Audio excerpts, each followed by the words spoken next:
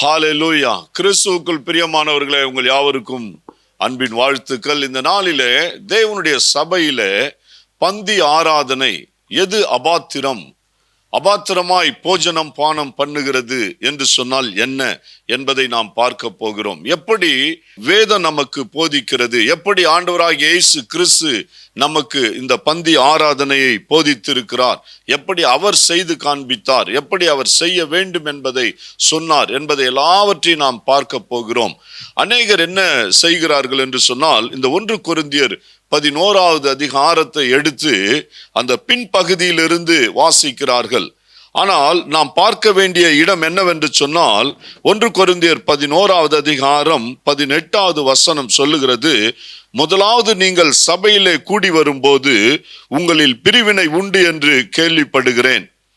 பாருங்க, இந்த இடத்துல பவுல் சொல்லுகிறார், பிரிவினை இருக்கிறது சபையிலே. இன்றைக்கு அநேக சபைகளிலே பிரிவினை இருக்கிறது. அநேக சபைகளிலே நான் உயர்ந்த ஜாதி, நான் தாழ்ந்த ஜாதி, நான் படித்தவன், அவன் படிக்காதவன், நான் பணக்காரன், அவன் ஏழை, அப்படிப்பட்ட தாழ்ந்த நிலைமையில் இருக்கிறவன், நாங்கெல்லாம் உயர்ந்த நிலைமையில் இருக்கிறவர்கள், இப்படி என்று சபைக்குள்ள பிரிவினை இருக்கிறது. எத்தனையோ பிரிவினை இருக்கிறது. அதனால் இன்றைக்கு அநேகர் என்ன செய்கிறார்கள் என்று சொன்னால், ஒரு சில கூட்டத்தை, சில ஏழைகளை, சில மக்களை அவர்கள் தள்ளி வைக்கிறதை பார்க்கிறோம். இதுதான் அந்த சபையில முதலாவது நடந்தது. அந்த சபையில என்ன நடந்தது? சபையில முதலாவது பிரிவினை இருந்தது. 2வது அவர்கள் முந்தி சாப்பிட்டார்கள். 3வது சபை அசட்டை பண்ணப்பட்டது. 4வது ஏழைகள் வெட்கப்படுத்தப்பட்டார்கள். 5வது அப்பத்தை அவர்கள் அபாத்திரமாய் போஜனம் பானம் பண்ணினார்கள். இப்படிப்பட்ட சூழ்நிலையில தான் பவுல் அந்த இடத்துல இவைகள் எல்லாம் சரி செய்கிறார்.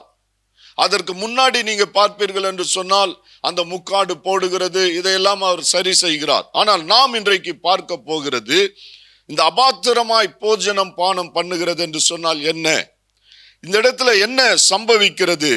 முதலாவது பிரிவினை இருக்கிறது. 2வது நீங்கள் பார்க்கும்போது 20வது வசனம், நீங்கள் ஓரிடத்தில் கூடி வரும்போது அவனவன் தன் சொந்த போஜனத்தை முந்தி சாப்பிடுகிறான். ஒருவன் பசியாயிருக்கிறான், ஒருவன் வெறியாயிருக்கிறான். இந்த இடத்துல ஒரு மனுஷன் பசியாயிருக்கிறான், ஆனா இன்னொருத்தங்க நல்லா சாப்பிட்டு திருப்தி அடைந்திருக்கிறார்கள். முதலாவது ஒரு கூட்டம் சாப்பிடுறாங்க. என்ன, நல்ல காசு வச்சிருக்காங்க, பணம் வச்சிருக்காங்க. அவர்கள் குடும்பமாய், அவர்கள் ஒரு இனமாய் பிரிந்து ஒரு கூட்டமாய் அவர்கள் சாப்பிடுகிறார்கள், திருப்தி அடைகிறார்கள். ஆனால் இவர்கள் சாப்பிட்டு என்னன்னா பாருங்க, அவர்கள் சாப்பிட்டு வெறியாகிறார்கள். அந்த அளவு வெறித்து போகும் அளவுக்கு குடிக்கிறார்கள் சபையில். அந்த சபையில நடந்த பிரச்சனை அதுதான்.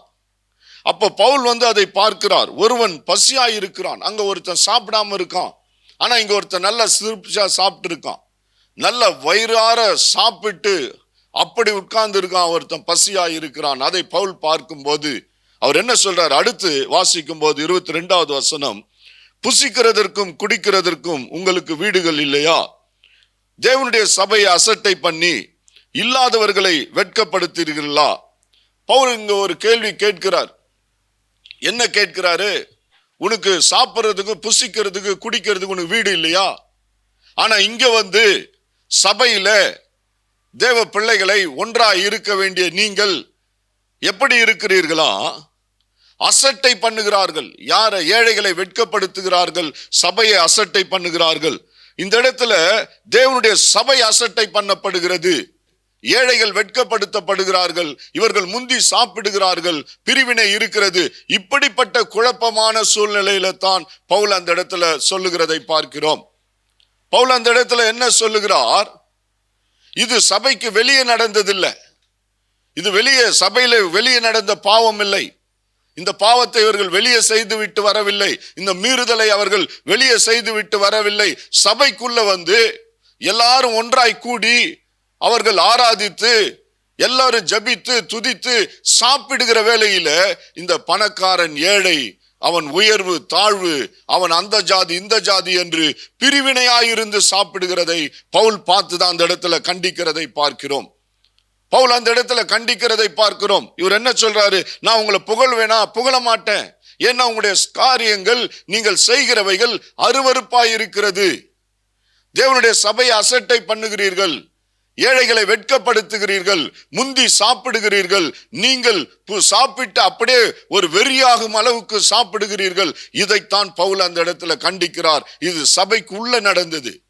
எந்த பாவம், எந்த மீறுதல் எங்க நடந்தாலும் தவறுதான். நம்ம வெளியும் பாவம் செய்துட்டு வந்து பந்தியில நாம் பங்கு பெறும்போது நம்மை பரிசுத்தமாக்க வேண்டும், சுத்திகரிக்க வேண்டும், நாம் தேவனுக்கு முன்பாக நம்மை தாழ்த்த வேண்டும். ஆனால் இந்த சம்பவமானது சபைக்குள்ள நடந்தது. சபைக்குள்ள சாப்பிடுகிறதுல வந்த பிரச்சனை இது. அதனால தான் இந்த இடத்துல பவுல் மறுபடியுமாய் அதை இயேசு கிறிஸ்துவுக்குள்ளாய், இயேசு கிறிஸ்து என்ன செய்தார் என்பதை பவுல் காண்பித்து அந்த இடத்துல சொல்லுகிறார். இப்போது நாம் கிறிஸ்துவனுடைய பந்தி ஆராதனை எப்படிப்பட்டது என்பதை நாம் பார்க்க போகிறோம். ஆமென்.